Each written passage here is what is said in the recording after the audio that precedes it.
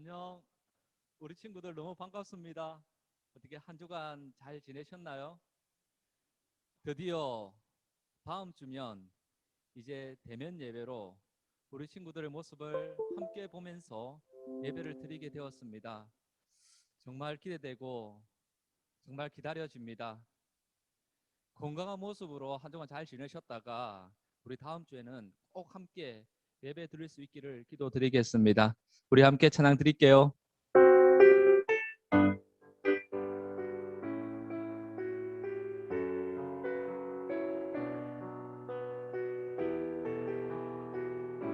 감사해요. 깨닫지 못했었는데 감사해요. 깨닫지 못했었는데 내가 얼마나 소중한 존재라는 것 태초부터 지금까지 하나님의 사랑은 항상 날 향하고 있었다는 것 고마워요. 그 사랑을 가르쳐준 당신께 주께서 허락하신 당신께 그리스도의 사랑으로 더욱 섬기며 이제 나도 세상에 전하리라. 당신은 사랑받기 위해 그리고 그 사랑 전하기 위해 주께서 택하시고 이 땅에 심으셨네. 또 하나의 열매를 바라시며 당신은 사랑받기 위해 그리고 그 사랑 전하기 위해 주께서 택하시고 이 땅에 심으셨네. 또 하나의 열매를 바라시며 또 하나의 열매를 바라시며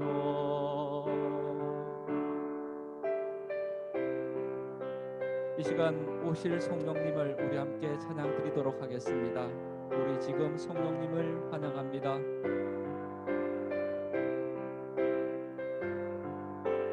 우리 지금 성령님을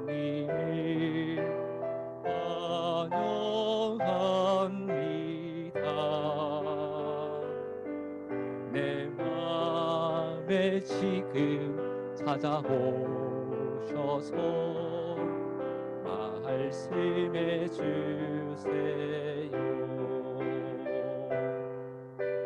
주의 보혈 덮으사 깨끗하게 하시고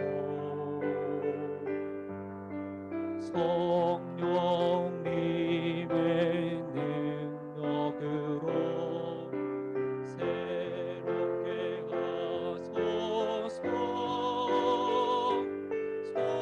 성령님 내 손 잡아주세요. 눈을 들어 하늘을 바라봅니다.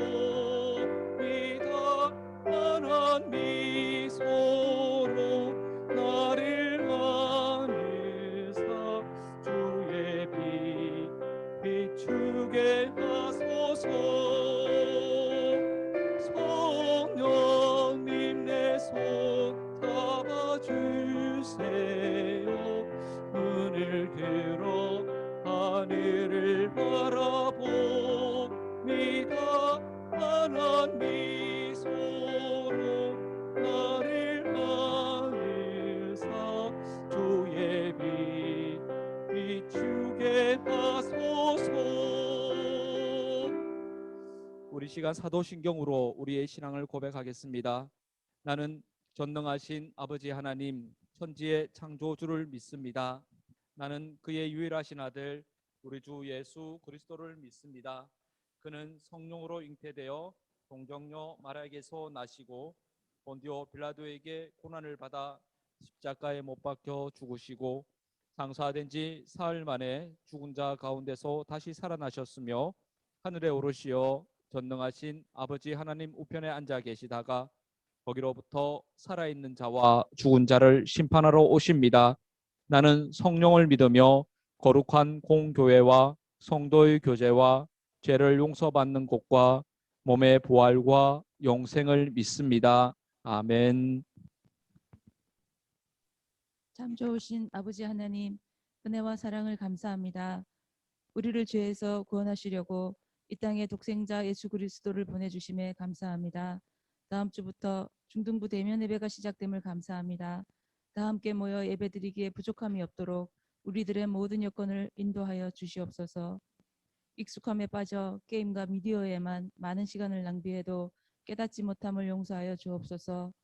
우리들의 예배를 기쁘게 받아주시고 배우고 익히는 우리 중등부 친구들에게 지혜를 더하여 주시고 급변하는 세상 가운데 훌륭한 리더자로 하나님을 예배하는 거룩한 예배자로 전도자로 성장할 수 있도록 인도하여 주시옵소서. 우리 이미로 목사님 예기치 않게 다치신 발을 건강하게 회복시켜 주시옵고 오늘 말씀 선포하실 때 성령의 능력으로 붙들어 주시옵소서. 말씀을 통해 우리 친구들과 우리 모든 교사들의 마음의 고민, 친구 간의 문제, 학업의 고민, 또한 경제적인 어려움들까지도 위로받고 응답받게 하여 주시옵소서. 예수님의 이름으로 기도드립니다. 아멘.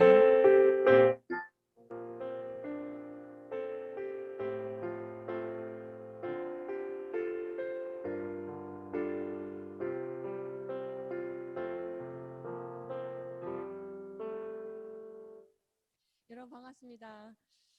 오늘 3월 첫 주 예배를 드리면서 조금 아침에는 좀 쌀쌀하긴 했지만 그래도 봄이구나 하는 생각을 가지게 되었어요. 이렇게 계절이 변하고 있는데 참 안타깝게도 그런 감각이 없는 사람들이 있더라고요. 그런데 여러분 그거 아세요?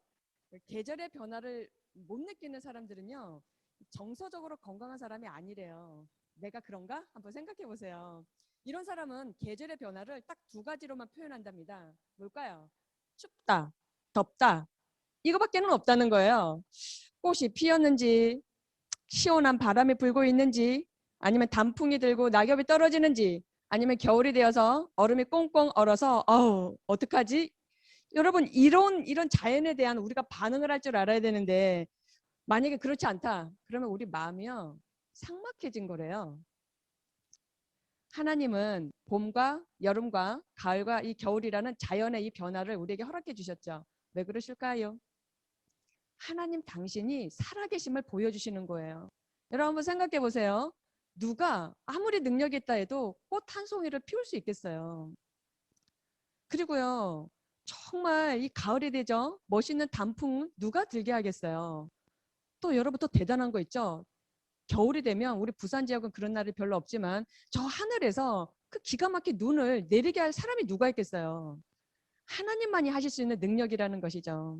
그러니까 우리가요 이렇게 계절이 변하는 것을요 눈을 크게 뜨고 우리가 그렇게 감격할 줄 알아야 된다고 저는 생각을 해요. 그래서 이 시간에 한번 따라 하시겠습니다. 와, 봄이 왔네. 그렇죠. 그리고 하나님 감사합니다. 이렇게 우리 반응하는 목사님과 여러분 됐으면 좋겠어요. 이제는 학교도 등교하고 우리 다음 주부터는 우리 부장 선생님께서도 또 우리 기도 인도해 주셨던 우리 권사님께서도 말씀 잘해 주셨는데 우리 중등부도 대면 예배로 시작하려고 합니다. 교회에서 예배를 드릴 건데요. 2021년도 우리 새로운 봄을 맞이해서 우리가 더욱 믿음으로 하나님을 예배하는 우리 중등부가 되기를 간절히 바랍니다. 우리 오늘 하나님께서 주시는 말씀 우리 찾아서 천천히 읽어보도록 할게요. 사도행전 4장 32절부터 37절의 말씀입니다. 자막이 예쁘게 보이죠? 우리 천천히 한번 읽어보도록 하겠습니다. 믿는 무리가 한 마음과 한 뜻이 되어 모든 물건을 서로 통용하고 자기 재물을 조금이라도 자기 것이라 하는 이가 하나도 없더라. 사도들이 큰 권능으로 주 예수의 부활을 증언하니 무리가 큰 은혜를 받아 그 중에 가난한 사람이 없으니 이는 밭과 집 있는 자는 팔아 그 판 것의 값을 가져다가 사도들의 발 앞에 두매 그들이 각 사람의 필요를 따라 나누어 줌이라. 구브로에서 난 레위족 사람이 있으니 그 이름은 요셉이라. 사도들이 일컬어 바나바라고 불렀나 봐요. 그 사람 이름이 번역하면 위로의 아들이라 하니 그가 밭이 있음에 팔아 그 값을 가지고 사도들의 발 앞에 두니라. 아멘. 오늘 말씀의 제목입니다. 돈보다 예수님이라는 제목인데 한번 따라 하실까요? 돈보다 예수님. 그래요. 오늘은 사도행전 벌써 12번째 강해 설교가 되겠습니다. 우리 말씀 듣기 전에 하나님 저 이런 마음으로 예배 드릴게요. 우리 말씀 고백 시식하게 외치고 하나님의 말씀을 듣도록 하겠습니다. 주의 말씀은 내 인생의 빛입니다. 주의 말씀은 내 삶을 변화시킵니다. 나는 하나님의 사랑받는 자녀입니다. 나는 축복의 통로입니다.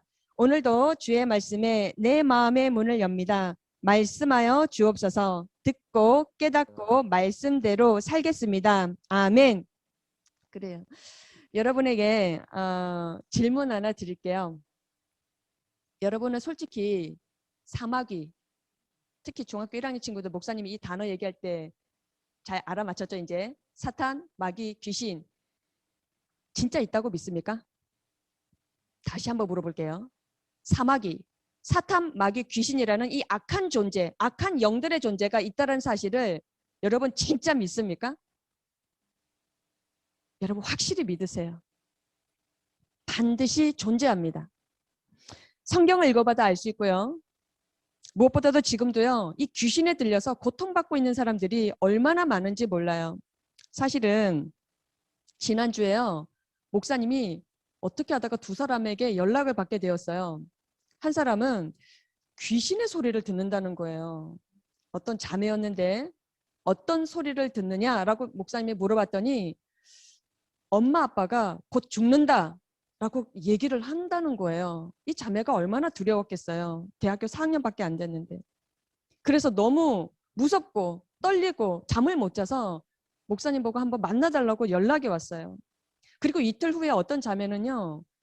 사상역에서 밤 10시 반에 전화가 왔어요. 자기가 너무 심각한 우울증이래요. 공황장애까지 있는데 부모님이 그것을 이 심각성을 잘 이해를 못 하신다고 약을 더 높였다라고 전화가 왔어요. 그리고 어떤 사람은요. 음란한 동영상을 하루라도 보지 않으면 잠을 못 잔대요. 중독이죠. 여러분 이거 다 누가 시키는 것일까요? 마귀짓이에요. 우리가 살면서 가장 두려운 것 중에 하나가 있다면 악한 영들에게 우리의 마음을 공격당한다라는 것입니다. 이게 실제로 겪어보지 않은 사람은요. 그 고통을 전혀 알 수가 없어요.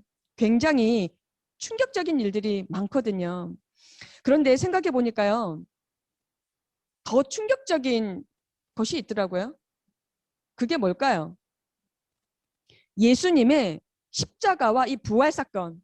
이것을 다른 말로 복음이라고 말하거든요. 다시 한번 이 복음이라는 핵심이 뭐냐? 예수님의 십자가와 부활 사건을 우리는 복음이라고 말하는데요. 이 복음만큼이나 더 충격적인 사건은 없다라는 사실이에요. 복음의 능력, 이 복음의 파워, 이거는요. 악한 영이 우리 마음을 이렇게 충격 주는 것보다 훨씬 더 이 강한 충격을 준다라는 것입니다. 여러분 그게 뭐냐면 마귀가 아무리 우리에게 음란한 생각, 더러운 생각, 두려운 생각을 막 집어넣어 준다 할지라도 예수님의 이 복음을 또 예수님의 이 십자가의 복음은 그 모든 것을 사라지게 하는 능력이 있다는 사실입니다. 여러분 잘 듣고 기억하셔야 돼요. 우리 친구들 중에 목사님이 지난주에 전화 받았던 그 형제 자매들처럼 두려워하는 사람이 있을 거예요. 무서워하는 사람이 있을 거예요. 그러나 여러분 그 어떤 악한 영이 우리에게 주는 두려움 그리고 무서운 것들 그리고 음란한 생각들 여러분 그것은요 우리 예수님의 십자가의 복음 앞에서는요 다 사라진다라는 사실이에요. 우리 마음을 사로잡고 있었던 모든 것들 음란한 생각이 되었든 거짓이 되었든 폭력이 되었든 우울이 되었든 심각하게는 자살 충동이 되었든 간에 그 모든 생각들이요 다 떠나가게 하고 깨끗함을 받게 하는 것이 어디에 있다고요? 바로 예수님의 이 십자가의 복음 안에 있다라는 사실입니다. 그러니까 이 복음의 능력이 얼마나 충격적인 능력이 있는가 여러분 기억하셔야 하는 거예요. 사도행전에 기록되어 있는 이 초대교회를 보면요. 이 정말 복음의 역사가 얼마나 놀랍고 대단한지를 알 수 있는데요. 예수님께서 약속하셨던 성령님이 이 땅에 임하시면서 모든 제자들은 어떻게 변화되었느냐 하면 목숨을 걸고 예수님이 다시 살아나셨다. 예수님이 부활하셨다. 이것을요. 강력하게 전하기 시작했습니다. 특히나 베드로가요. 설교를 하기 시작했어요. 예수님이 부활하셨다라는 그 복음의 핵심의 설교를 했더니 세상에 3,000명이나 어떨 때는 5,000명이나 예수님을 믿게 되는 놀라운 역사가 일어나게 되었다라는 것이죠. 여러분 초대교회 성도들은요. 이 교회에서뿐만 아니라 집에서도 모였답니다. 무엇을 했을까요? 모일 때마다 우리 같이 예배를 드렸어요. 또 집에서도 모일 때 무엇을 했느냐? 서로 우리가 가지고 있는 것들 서로 나눠 먹으면서 그렇게 친교를 나눴다라는 것이에요. 지금이 코로나 시기잖아요. 이때 이 초대교회를 생각해 보면 그들이 얼마나 부러운지 정말 실감하게 되는데요. 그런데 그런 와중에 정말로 이런 일이 있었구나. 그렇게 할 정도로 정말 충격적인 엄청난 일들이 오늘 성경 말씀에 기록되고 있어요. 우리 읽었던 말씀 32절 말씀을 다시 한번 보도록 하겠습니다. 사도행전 4장 32절 말씀입니다. 믿는 무리가 한 마음과 한 뜻이 되어 모든 물건을 서로 통용하고 자기 재물을 조금이라도 자기 것이라 하는 이가 하나도 없더라. 아멘. 한마디로 그때 당시 성도들이요. 자기 재산을 다 내놓았다는 것이에요. 도대체 무엇이 그렇게 할 수 있게 만들었던 것일까요? 여러분 그때나 지금이나 이 돈의 가치 한번 생각해 볼까요? 거진 생명과 같은 목숨과 같다라고 말하는 사람들이 대부분이에요. 그렇지 않나요? 여러분 돈이 없으면 어떻게 살아요? 밥도 못 먹고 옷도 못 사고 공부는 어떻게 합니까? 게임은 어떻게 해요? 핸드폰 사야죠. 우리에게 이 돈이라는 것은요. 정말로 중요하고 절대적으로 필요한 것인데 어떻게 그때 당시 초대교회 성도들은요. 자기의 재산을 팔아서까지 그 돈을 그렇게 나누어 줄 수 있었던 것일까요? 모든 물건을 서로 통용했다. 이 말은 네 것 내 것 없어졌다라는 거예요. 자기 돈을 조금이라도 이거 내 거야 라고 말하는 사람이 없었다는 것이죠. 충격 아닌가요? 그리고 이어서 한 예를 들고 있는데요. 어떤 사람의 이야기를 또 이 성경은 기록하고 있어요. 여러분 이건요. 이 픽션, 이 가상의 이야기가 아니에요. 실화, 역사적인 사건이었다라는 것이죠.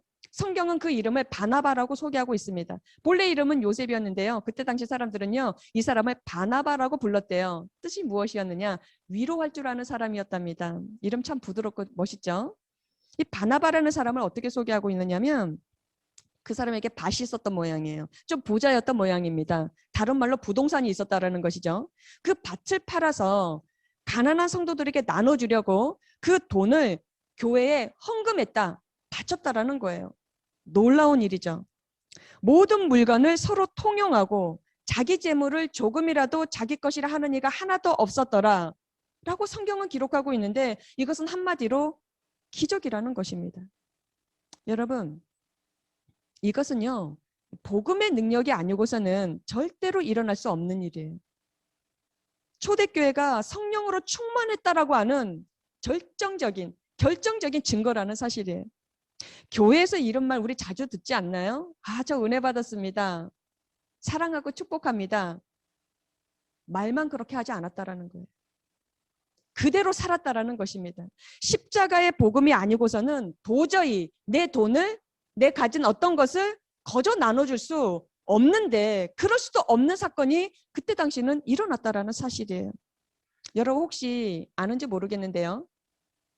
역사적으로 이런 공동체를 만들고 싶었던 노력을 했던 적이 있습니다. 그 대표적으로요. 바로 공산주의가 있어요.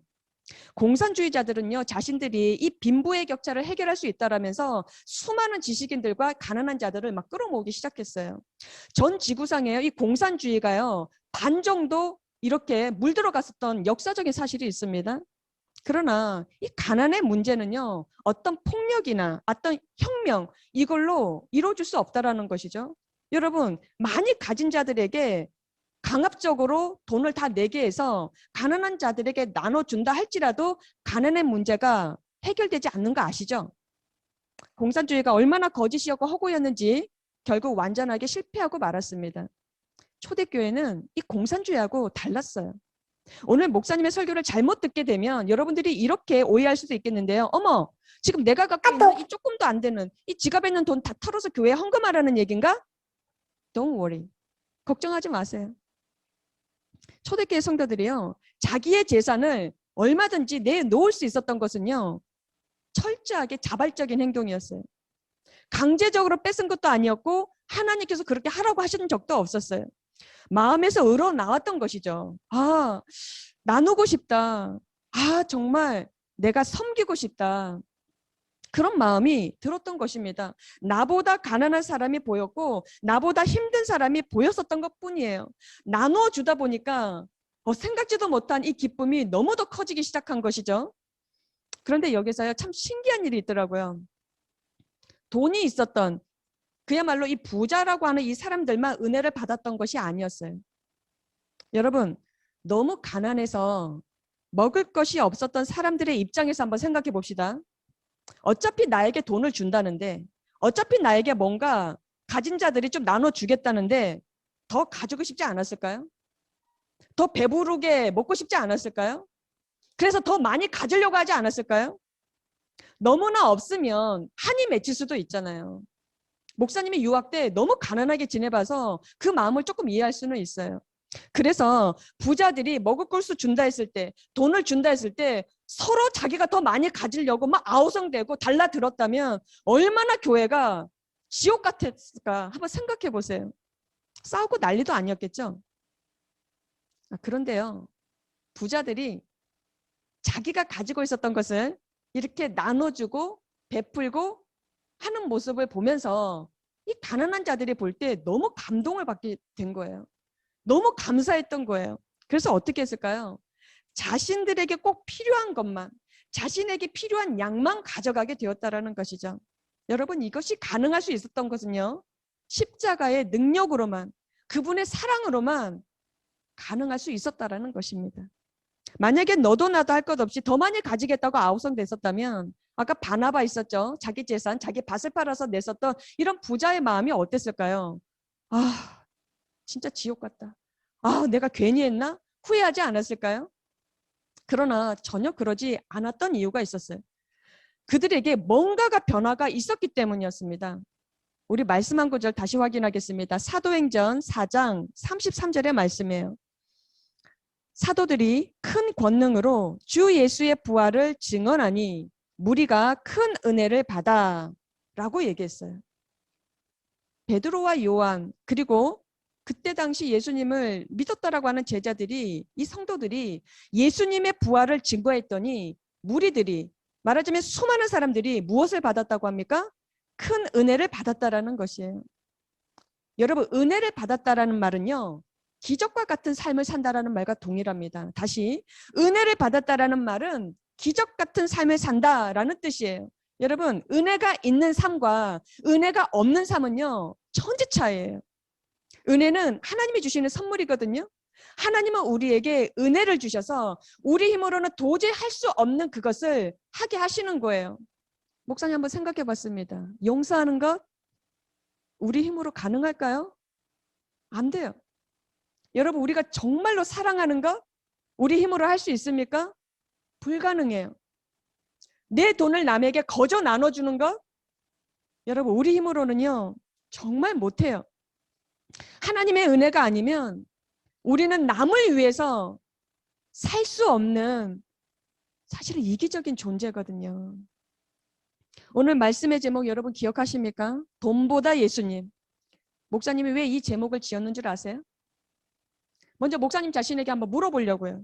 목사님 자신에게 한번 점검해 보려고요. 아, 이미로 목사님은 정말 예수님이 더 좋은가? 정말 예수님이 돈보다 더 크게 보이는가? 고민 많이 안 되더라고요. 고민 많이 안 했어요. 저는요, 돈보다 예수님이에요. 돈보다 예수님이 더 크게 보이기 시작했어요. 여러분, 돈에 욕심이 없어졌다는 말이 아니에요. 예수님에 대한 이 목사님의 이 작은 믿음이 점점 커지더니 돈보다 예수님이 더 크게 보이더라고요. 돈보다 예수님이 우선이 되더라고요. 그래서 예수님을 위해서라면 내려놓을 수 있겠더라고요. 수많은 사람들이 큰 은혜를 받았답니다. 이 사람들은요, 아직 예수님을 믿지 않았던 사람들이었어요. 교회를 아직 다녀보지 않았던 사람들이었습니다. 그런데 큰 은혜를 받았답니다. 이런 사람들이 큰 은혜를 받았던 이유가 뭘까요? 목사님 정말 심각하게 고민해 봤어요. 이렇게 예수를 안 믿었던 사람들이, 교회도 안 다녔던 사람들이 베드로나 다른 제자들이 전해주는 복음을 듣고 어떻게 큰 은혜를 받을 수 있었을까? 그것은요, 그때 당시 베드로는 목사님 같은 존재였어요. 목사님 같은 설교를 했던 사람들이었어요. 왜 그 사람들이 은혜를 받았을까? 목사님이 설교를 잘해서가 아니었어요. 예수님을 전했던 사람들이 말을 잘해서가 아니었어요. 그 목사님과 그 성도들의 삶이 받쳐줬기 때문에 그래. 그들의 삶이 은혜스러웠기 때문에, 진짜 은혜가 되었기 때문에 그들의 삶 자체가 설교가 되었던 거예요.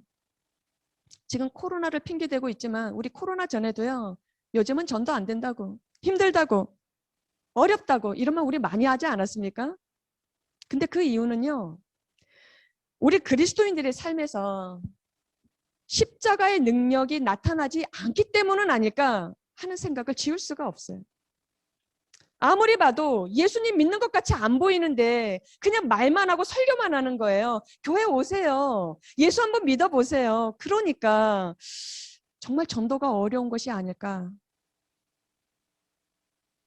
목사님이 읽었던 책에서 참 재밌는 내용이 있었어요. 어떤 사람이 있는데 그 사람 좀 알고 싶네요. 근데 그 사람을 알 수 있는 아주 쉬운 방법 중에 이런 것이 있답니다. 뭔가를 보면 된대요. 그 사람 얼굴을 볼까요? 아니면 그 사람의 말을 들을까요? 아니면 그 사람의 사는 모습을 볼까요? 그럴 수도 있겠지만 그거 우리가 어떻게 다 알 수 있어요. 같이 살지도 않는데. 근데 그 사람이 가지고 있는 뭐 한가를 보면 그 사람이 어떤 사람인지 스캔, 조금은 이렇게 훑어볼 수 있답니다. 그게 뭘까요? 그 책에는요, 카드 명세서다 이렇게 적혀 있더라고요. 이해가 가세요? 그 사람이 돈을 어디에 쓰는지 보면 그 사람의 관심사가 무엇인지, 그 사람이 돈을 쓰는 우선순위가 무엇인지, 그리고 그 사람의 삶의 수준을 알 수 있다라고 하더라고요. 여러분은 용돈을 받아서 어디에 어떻게 쓰고 있습니까? 에이, 목사님 나 돈 없어요 하는 친구들도 있겠지만, 여러분 한번 잘 생각해 보세요. 내가 가진 이 돈을 많든 적든 일단 우리가 돈을 쓸 때는요, 우선순위라는 게 있거든요. 예를 들어서 교통비로도 쓸 수도 있어요. 과자 사 먹을 수도 있고요. 그리고 친구가 생일이 되었네요. 뭔가 또 사주고 싶어요. 착한 마음이죠. 또 우리 친구들 중에서는 헌금을 잘 준비해서 하나님께 드리는 친구들도 있더라고요. 이렇게 우리가 쓰는 이 돈의 씀씀이가 다양하지 않겠습니까? 여러분, 지금부터 목사님 이야기 잘 들으세요.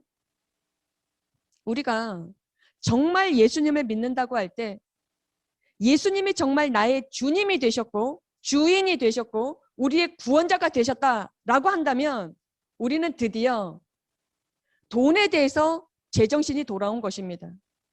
이게 무슨 말이냐? 사람이 제정신이 아닐 때는 이 돈을요, 끊임없이 가지려고만 하거든요. 돈을 가지는 것, 돈을 소유하려고 하는 것, 이것만이 복이라고 생각한다는 것이에요. 하나님의 생각은 전혀 다르시거든요. 우리 말씀 한 구절로 한번 확인해 보겠습니다. 고린도후서 5장 15절에 이런 말씀이 기록되어 있어요. 그가 누구신가요? 예수님께서 모든 사람을 대신하여 죽으심은 살아있는 자들로 하여금 다시는 그들 자신을 위하여 살지 않고 오직 그들을 대신하여 죽었다가 다시 살아나신 이를 위하여 살게 하려 함이라. 아멘. 우리가 예수님을 믿는 그리스도인이라면 더 이상 자기 자신만을 위해서 살지 않는다는 것입니다. 아예 나를 위해서 살고 싶다, 그런 생각조차가 안 든다는 거예요. 이것이 진짜 복이라는 것입니다.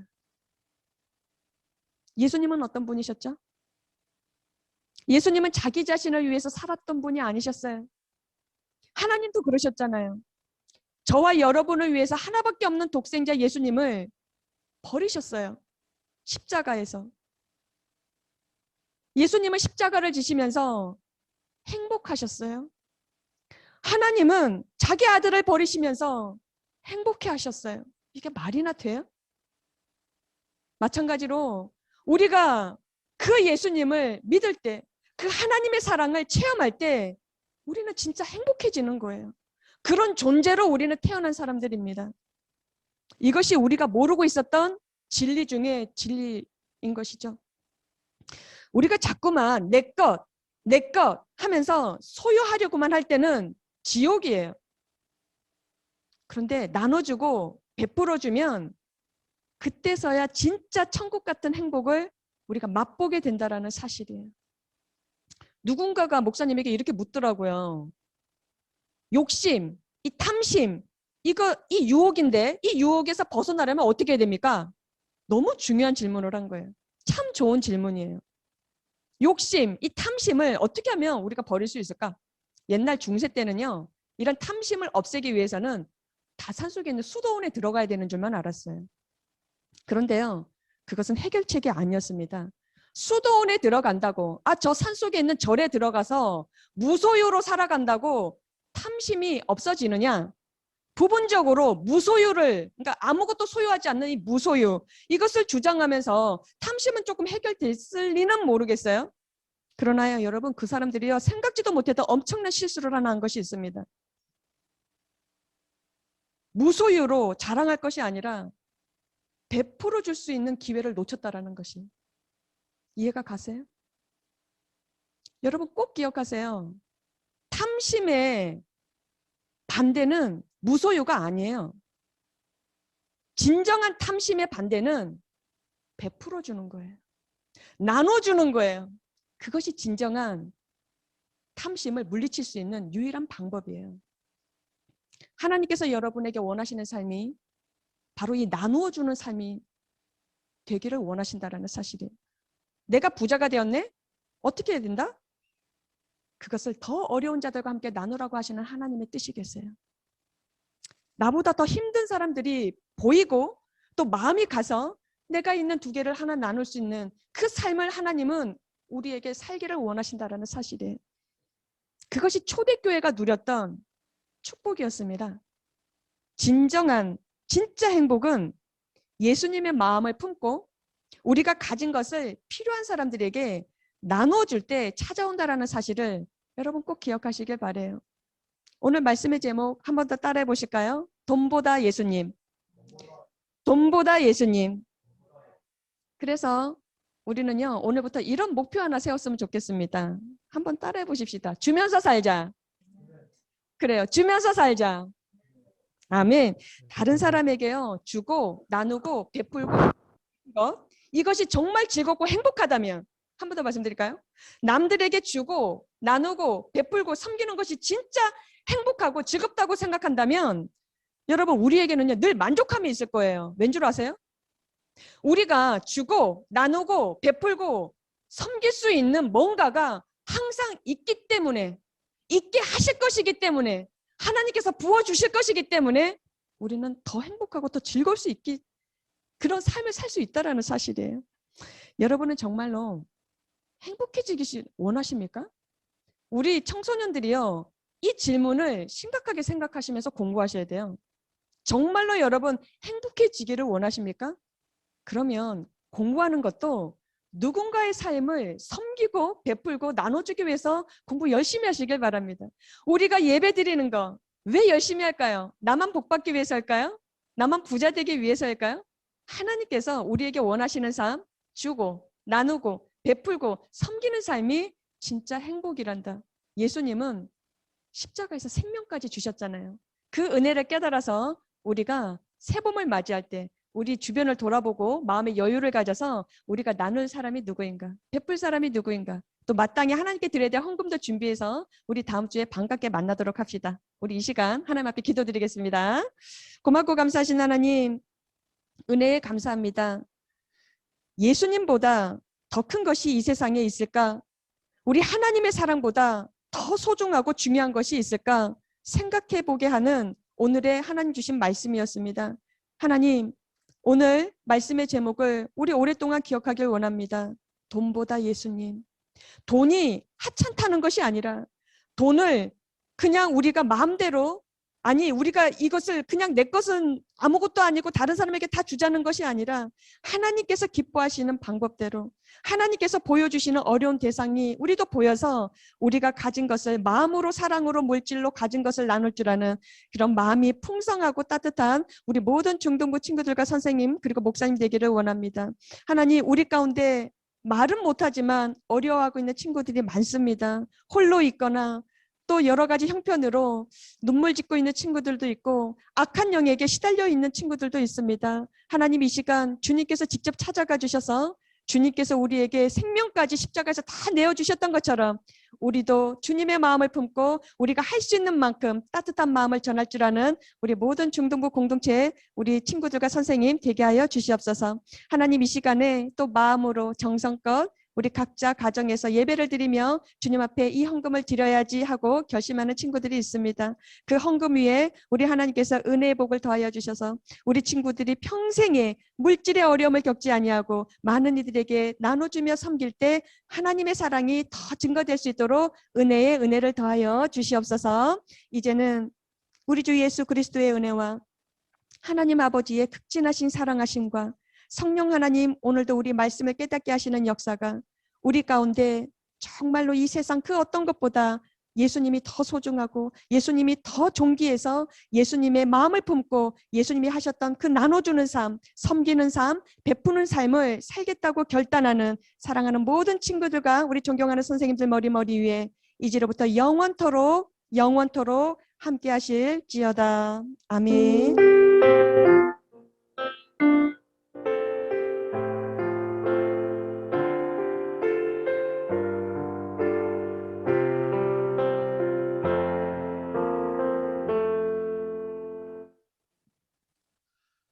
네, 우리 오늘 또 목사님께서 말씀하셨죠. 한 주간은 우리가 주면서 살 수 있는 그런 한 주간이 되었으면 좋겠습니다.